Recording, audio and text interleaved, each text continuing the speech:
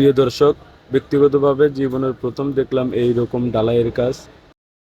আমি এর আগে কখনো কোথাও এই রকম কাজ দেখি নাই। যদি আপনারা দেখেন অবশ্যই কমেন্টে জানাবেন।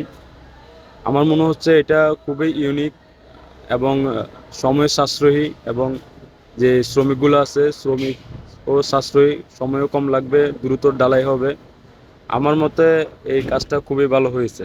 প্রিয় দর্শক, দেখুন কত সহজে তারা ঢালাইগুলো নিয়ে আসলো এবং কত সহজে ঢালাইগুলো এখানে দেখুন ঢেলে দিল।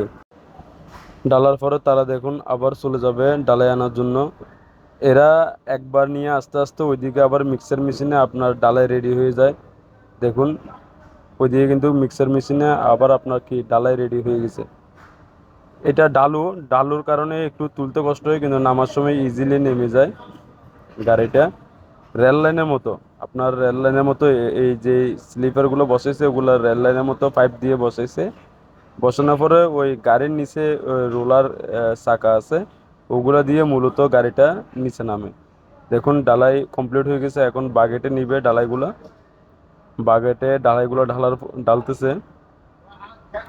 বাগেটে ঢালাইগুলো ঢালার পরে আপনার তারপর আবার সেম প্রসেসে আবার নিয়ে আসবে নিচে। এতে সময় খুবই কম লাগে, আপনার মানুষও কম লাগে, সময়ও কম লাগে।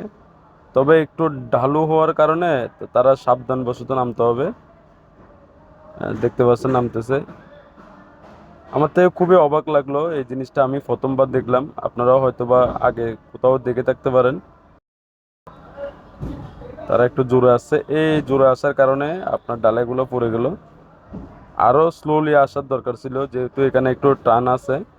স্লোলি আসলে পড়তো না। আচ্ছা, অসুবিধা নাই, পড়লো। এই ডালাইগুলো এখানে ঢেলে দিছে পড়ার কারণে। তো এই ছিল আজকের ভিডিও। আসসালামু আলাইকুম।